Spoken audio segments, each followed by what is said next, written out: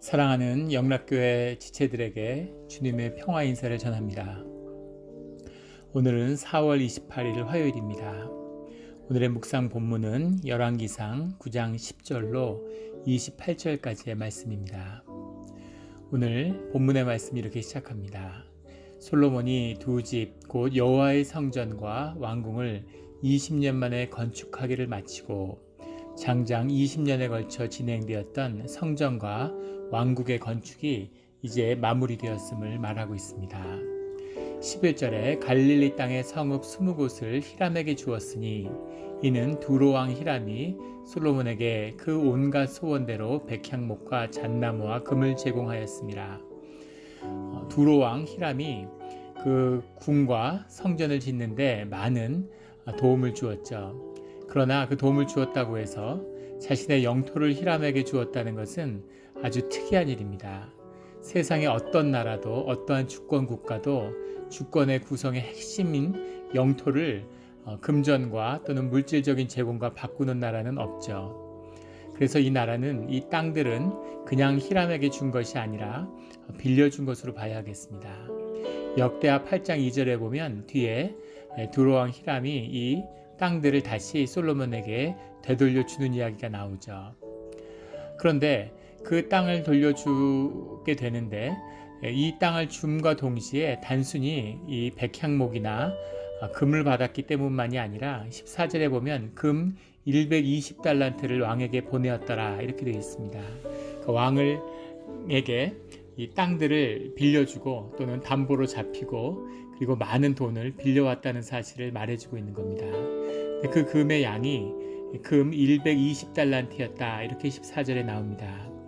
금 120달란트는 얼마나 많은 양이었을까? 도대체 이 돈을 빌리기 위해서 왜 성읍을 20개나 내줘야 됐던 것일까 하는 거죠.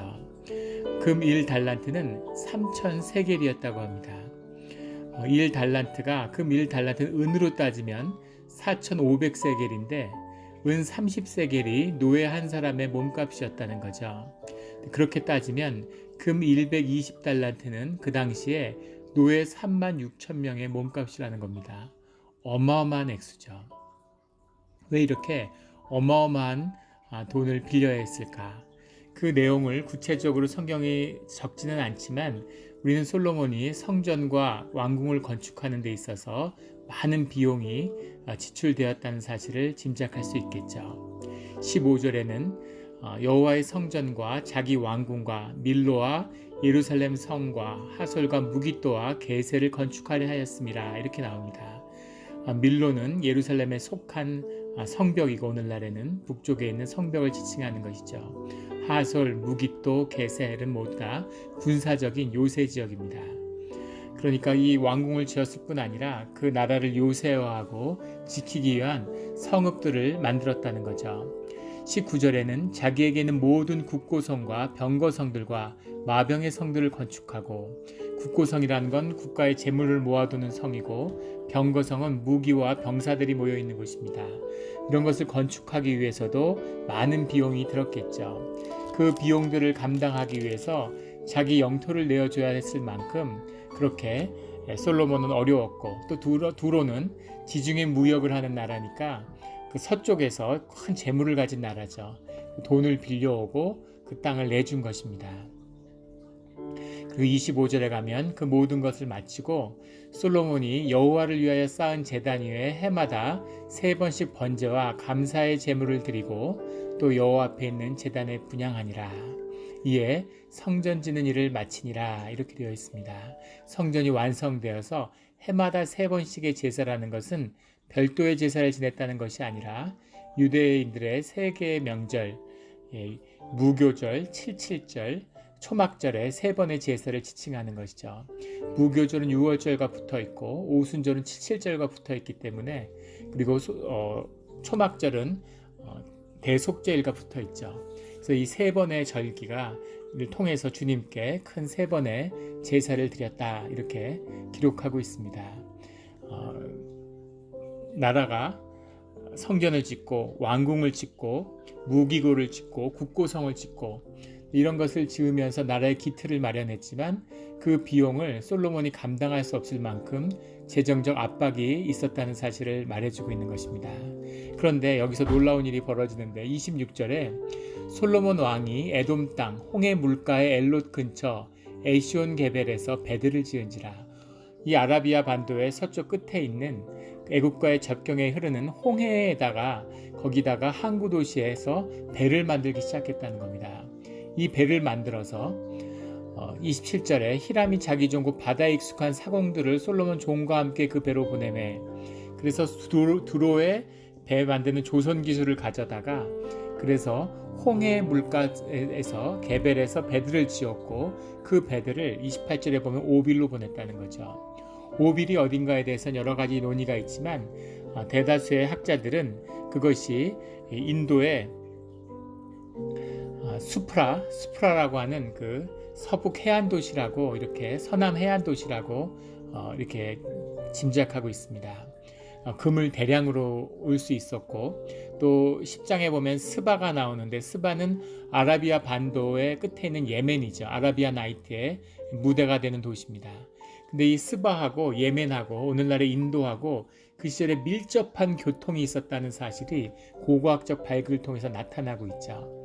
그래서 스프라까지 이 솔로몬의 무역선이 다녔다는 사실을 이야기하고 있습니다. 이 무역선을 통해서 28절에 보면 오빌에 이르러 거기서 금 420달란트를 얻고 솔로몬 왕에게로 가져왔더라. 120달란트를 구하기 위해서 자기 영토를 내줘야 했던 솔로몬 왕이 이제 오빌에서 금 420달란트를 실어오는 이야기인 거죠. 그래서 솔로몬이 굉장히 경제적 궁핍함에 몰렸다가 엄청난 경제적 풍요함으로 다시 돌아서게 됩니다. 당시 지중해 무역만 하던 거기에 의존하던 이 팔레스타인 지역이 새롭게 홍해와 아라비아해 그리고 인도양으로 이어지는 새로운 무역을 열은 것이죠. 거기다 지중해 무역과 인도양 무역의 중심에 처해 있으니까 팔레스타인과 솔로몬 왕국의 부라는 것은 엄청났겠죠. 가장 경제적으로 궁핍하고 어려웠을 때 새로운 길이 열려서 그래서 경제적 풍요를 얻었다는 겁니다. 주님의 축복이고 은혜죠. 우리가 솔로몬 시대의 은혜를 살펴볼 때 하나님이 부어주시는 그 축복을 보게 됩니다. 그런데 근 420달란트가 주어졌다고 해서 그것이 그 자체로 은혜는 아닙니다. 그것이 주님이 좋고 선한 뜻으로 선한 일로 주었지만 그것이 우리에게 축복이 될 수도 있고 아니면 저주가 될 수도 있는 것이죠. 주님과 성전과 예배가 그 중심에 놓이고 그리고 그 삶이 주님 앞에 온전히 속하였을 때 거기서 주어지는 주님의 선물은 축복이 될 수 있죠. 그것을 다스리고 누리면 되는 겁니다. 기쁨으로. 그런데 그것이 아니라 그 물건이 중심이 되고 그 부요함이 중심이 되고 하나님을 잃어버리고 하나님께 의지하는 것을 잃어버리게 된다면 이것은 저주가 되는 거죠. 축복과 저주의 길이 솔로몬의 앞에 놓여 있는 겁니다. 세상에 일찍이 없었던 정말 엄청난 주님의 선물을 받았는데 그 선물이 솔로몬의 삶을 부요하게 하는 정말 누리며 하나님께 영광을 돌리는 축복이 될 수도 있고 솔로몬의 삶을 무너지게 하는 저주가 될 수도 있는 것이죠. 그 중요한 시험대 위에 솔로몬이 여전히 서 있음을 보여주고 있습니다. 주님의 뜻에 따라 주님의 뜻을 행하는 그 일 가운데 부족함이 없죠. 여호와 이레의 주님이 모든 것을 채우시는 겁니다. 하지만 물건이 채워질 때 우리의 육신이 안락한 것으로 채워질 때 그 삶의 부요함이 우리 삶의 굴레가 되어서는 안 되는 거죠. 오늘날 세상을 바라보면 우리의 모든 물질적인 풍요가 그 일찍이 누구도 누려보지 못한 이 물질의 풍요와 이 부요가 우리 사람들에게 굴레가 되었음을 보게 됩니다. 주님을 잃어버리고 이 부요함과 물질적인 소비가 더 중요하고 더 많이 쓰는 것이 더 행복한 삶인 것처럼 소비하지 않으면 살 수 없을 것처럼 그렇게 생각하고 살아오고 있는 이 모습들, 이것이 저주가 된 것이죠. 이 모든 것을 끊고 새로운 출발을 할 수 있는 그 기로에 서 있습니다. 주님이 우리가 주님께로 향할 때 주님은 우리에게 또다시 많은 좋은 것들을 주시겠죠. 하지만 그 좋은 것들이 우리에게 축복이 되고 그 그 삶을 누릴 수 있는 선물로 끝까지 그것을 붙들 수 있는 우리 모두의 마음과 삶의 자리가 되기를 예수 그리스도 이름으로 축원합니다. 아멘.